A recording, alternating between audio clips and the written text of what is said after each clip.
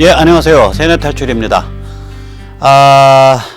미국이 이제 트럼프 대통령이 계속해서 이번에 이제 그 11월 6일 선거 직후에 백악관 기자회견에서도 그랬듯이 북한이 핵과 미사일을 발사하지 않는 한 급할 거 없다.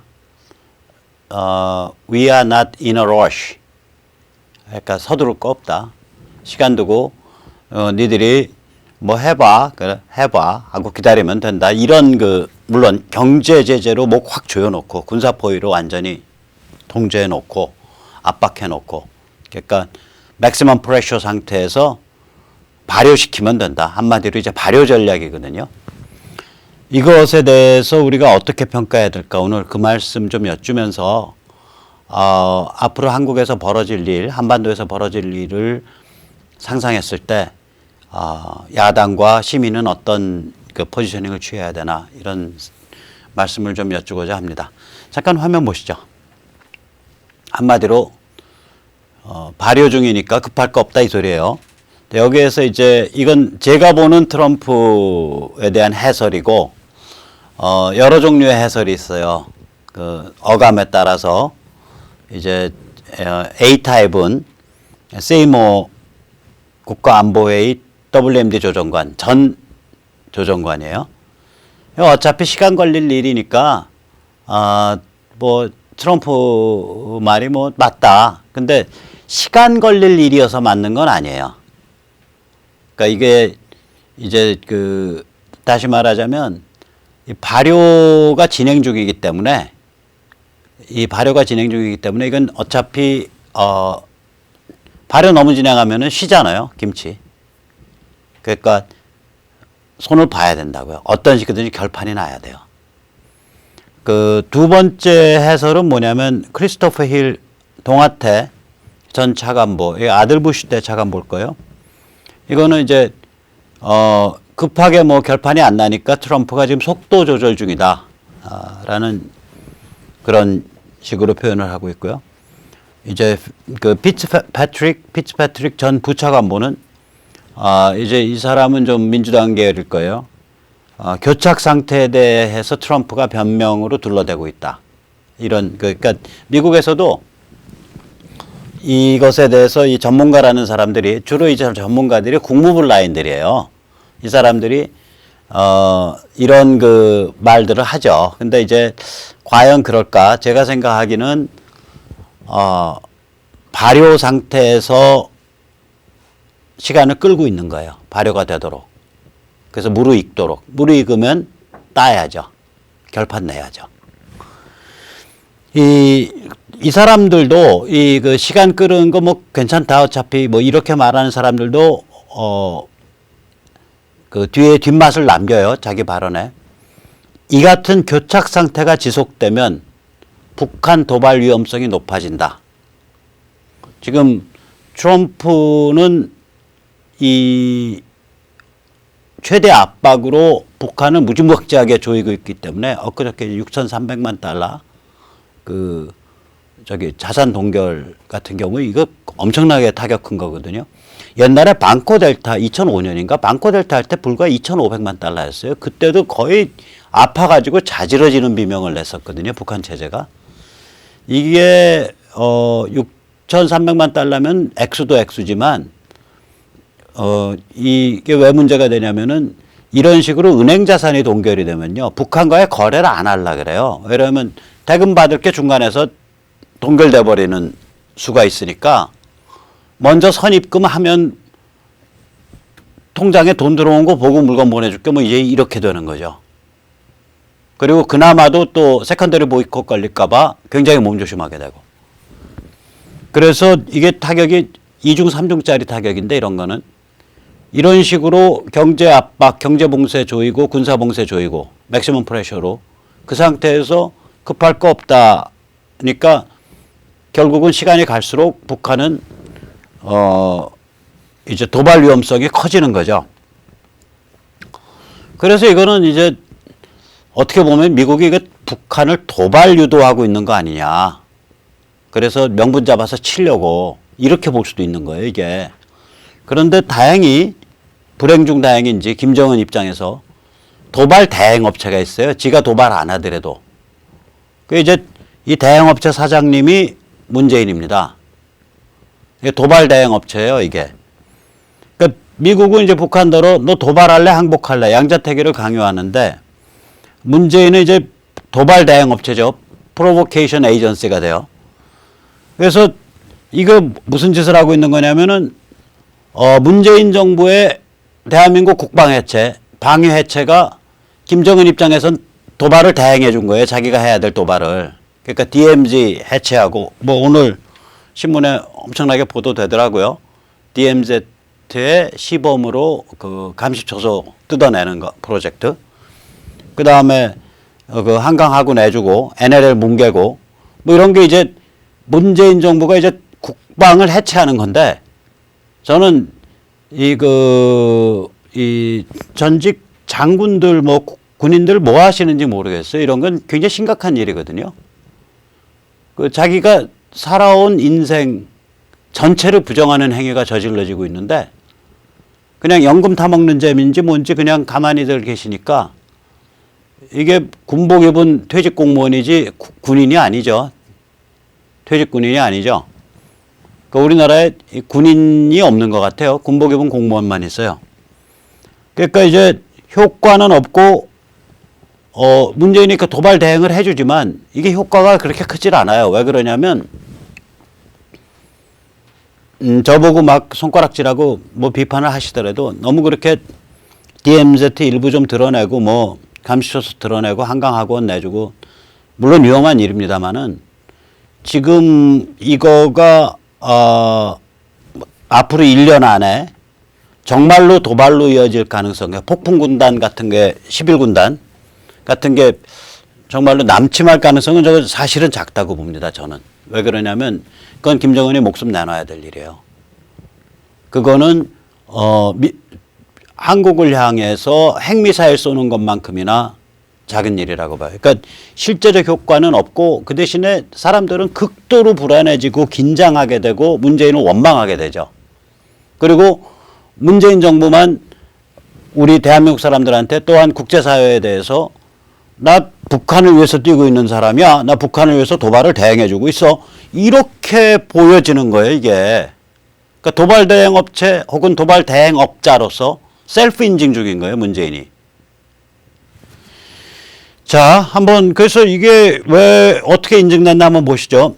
요새 미국에서 제일 이빠른 소리, 제일 크게 내지르는 양반이 이제 그 고든 창인데 고든 창의 지난 주말에 트위터 보면 뭐 살벌합니다. 이 사람 트위터 그냥 제가 따옴표 안에서 고스란히 인용을 할게요. 문재인은 일방적으로 북한의 양보 중이며 대한민국의 이익이 아니라 북한의 이익의 대변자인 것 아닐까. 이런 식으로 썼어요. 그러니까 South Korea's one-way engagement where only Moon Jae-in is making concessions is disturbing. Some days, judging from his actions, it looks like Moon thinks he was elected to represent the interest of North Korea, not the South. 그러니까 너 누구 이익 대변하고 있는 거냐? 김정은 이익 대변하고 있는 거 아니야? 이렇게 묻고 있는 거야 지금. 그 다음에 이제 이 사람 또 다른 트윗에서는 핵과 미사일이 해결된다면 대한민국과 북한이 대한민국과 미국이 북한을 공격할 가능성은 없다. 오히려 북한이야말로 호전적인 그런 체제다. 이런 판에 일방적 자체 무장 해제를 한다. 문재인은 대한민국을 무장 해체, 방위 해체시키기 위해 모든 가능한 짓을 다 쳐버리고 있는 중이다. 그러니까 이게 이렇게 되면은 살벌한 얘기죠. 문재인 is doing everything he can to make his country defenseless. 대한민국의 방위력을 허물어뜨리기 위해서 자기가 할 수 있는 모든 짓을 다 쳐버리고 있다. 이런 얘기니까. 근데 이게 이제 오늘은 뭐 고든창, 타라오 이런 몇 명이 얘기하고 있지만 사실은 이게 지금 전반적인 미국의 분위기가 돼가고 있는 거거든요. 그러니까 문재인 정부 스스로가 북한이 못 저지르는 도발을 대신 저지르고 있다라는 도발 대행 업체 내지는 문재인은 도발 대행 업자라는 것을 셀프 인증하고 있는 상태예요, 이게. 그런데 이런 셀프 인증이 쌓이면 쌓일수록 미국의 입장에서는 저거 북한을 완전히 뿌리를 뽑지 않으면 뿌리를 뽑지 않으면은 그러니까 남북 간에 친중반 및 코리아 연방이 들어올 수밖에 없다. 그러니까 북한을 체제 변경시켜야겠다. 이런 판단을 내릴 수밖에 없도록 밀어붙이고 있는 거예요. 그래서 이게 참 그 아이러니인데 문재인이 이렇게 도발 대행 업체로서 도발 대행 업자로서 성업을 하면 할수록 이거 김정은이 못하는 도발을 대신 도발해 주는 거거든요. 이제 김정은 입장에서는 급하니까 이 루트를 쓰겠죠. 이런 거를 좋아하겠죠. 김정은 입장에선. 왜 그러냐면은 자기가 지금 미국에 도발했다간 골로 가니까 이제 문재인 정부가 도발해 주면은 자기는 일단 면피가 되잖아요.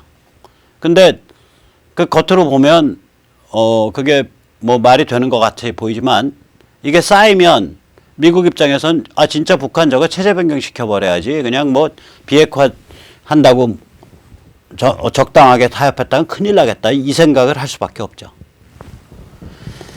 네, 아이러니입니다.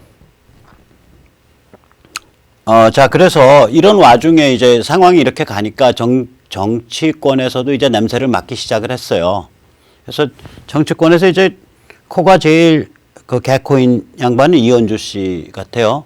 근데 이현주 씨 제가 저기 무슨 뭐 명예훼손하는 거 아니고 저는 그 콧구멍에 대해서 상당히 그 존경심을 갖고 있습니다. 니체가 천재성이라는 것은 콧구멍에 있다 그랬거든요. 그러니까 my genius is in my nostrils. 나는 진실인지 거짓인지 냄새를 너무나 잘 맡는다. 나의 천재성은 나의 콧구멍에 있다. 이런 말을 했어요.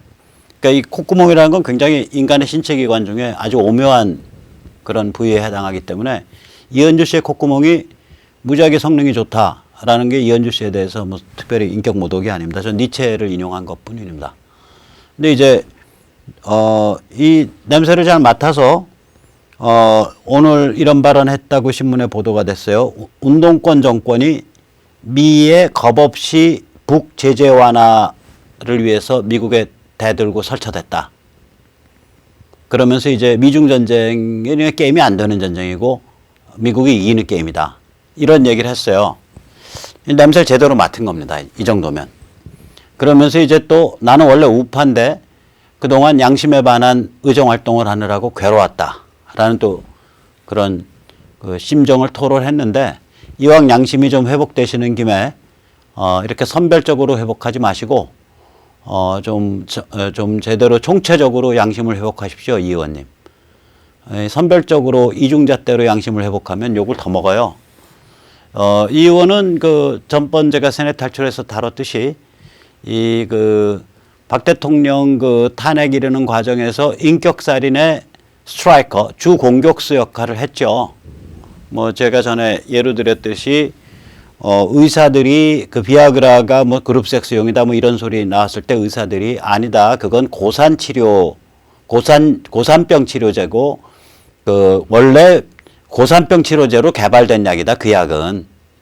그래서 고산병 때문에 거기 있었다. 이렇게 의사들이 해명을 나서서 해줬음에도 불구하고 그 해명 자체를 비아냥거리면서 씹었거든요. 왜 그렇게 많이 사뒀대? 이런 식으로. 고산병 치료제라면 그렇게 많이 사둘 필요가 없는 거잖아. 그렇게 많이 사뒀을 때는 다른 용도가 있는 거 아니야? 이런 어감으로 씹었단 말이에요. 그러니까 이거는 굉장히 야비한 그 스트라이크였는데 이런 거 좀 반성 좀 하셔야죠. 그래서 이런 그 박 대통령에 대해서 첫째 즉각석방, 둘째 공정재판, 셋째 인격살인에 대한 명예회복. 이 셋을 이현주 의원이 같이 나서서 해줘야 돼요. 안 그러고 미중전쟁만 냄새 맡은 거 가지고는 아직 절반밖에 안 온 겁니다. 그래서 이 이현주 의원을 보면 이 미중전쟁을 정확히 파악하고 있는 거예요. 이게 미국이 지금 중국과의 전쟁 와중에서 중국을 길들이게 하고 있는 상황인데 그거랑 연관돼 가지고 지금 북한 문제도 같이 가고 있는 건데 문재인 정부가 겁없이 북한 제재 완화를 떠들면서 설쳐댔다. 이렇게 이제 이현주가 발언했거든요. 그러니까 전체적인 그 지정학적 그 해석은 정확히 하고 있는 겁니다. 이 자유한국당 의원이나 다른 야당 의원들 반성하세요. 이현주 정도가 이 정도 지정학적 해석을 하고 있는데 다른 의원들은 뭐 하는지 모르겠어요. 그러니까 그 국회의원 빠지만 달면 기본적인 그 교양과 그 사고 능력 자체가 이 두 자리 숫자로 이렇게 퇴화하는 것 같아요.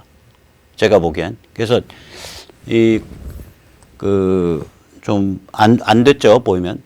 그러니까 이 이현주 의원은 이 미중 전쟁과 이런 거는 제대로 해석을 했지만 여기서 한 걸음 더 나가서 이제 박 대통령 이슈에 대해서도 좀 얘기를 하고 그게 무르익은 다음에 그리고 나서 뭐 보수니 뭐 단일 대우니 이런 얘기 하시는 게 맞아요. 지금 전에 단일 대우 보수 얘기하길래 당신은 어째 아직 그럴 군번이 안 되고 그 야비하게 싸납게 박 대통령 물어뜯었듯이 그런 식으로 문재인 물어뜯어라.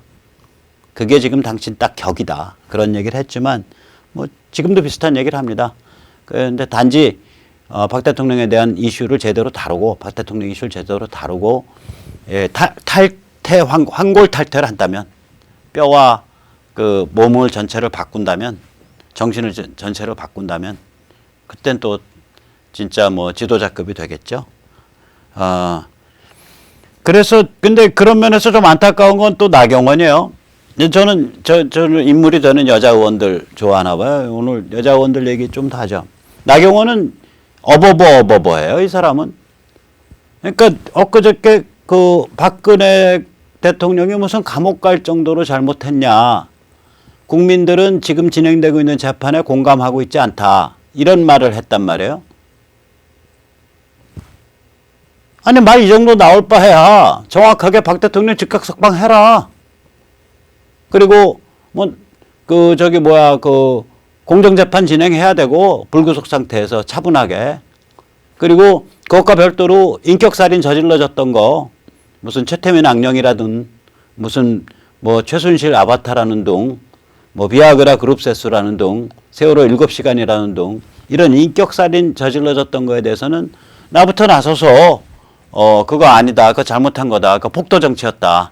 라고 나부터 나서서 얘기하겠다. 이렇게 대놓고 얘기해야죠. 이 정도 질르려면. 왜 질르다가 마냐고. 어버버예요. 왜? 말이 나오다가 말어. 그 다음에 이제 이 사람은 근데 문제가 뭐냐면 이 나경원 의원은 어버버가 특징이야.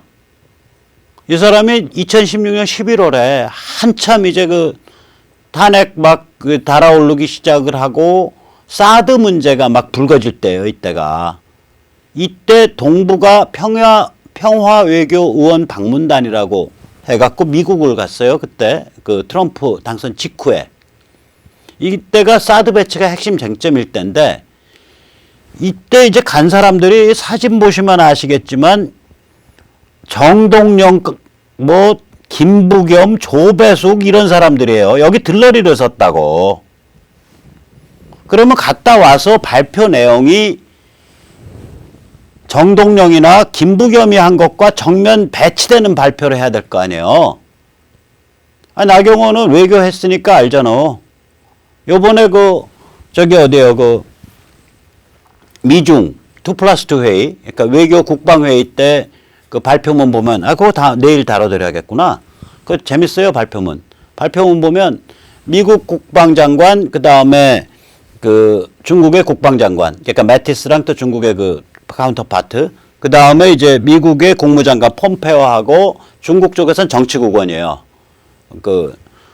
정치국원, 정치국위원, 정치국원이죠.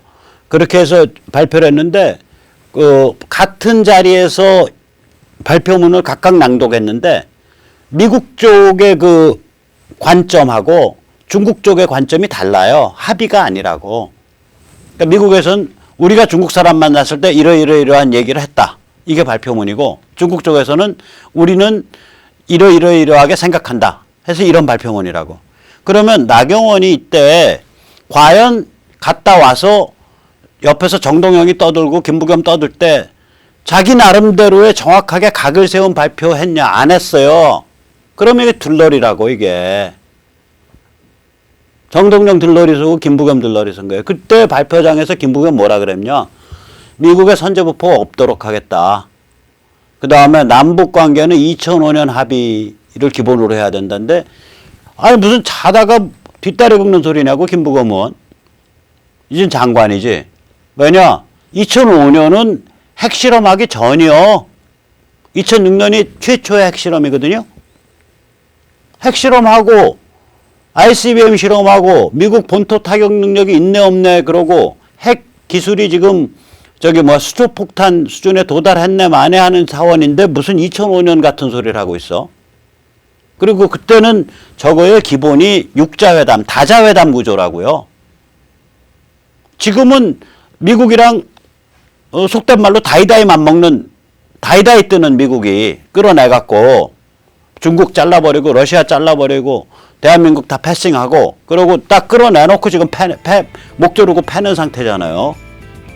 근데 무슨 2005년 같은 얘기 하냐고.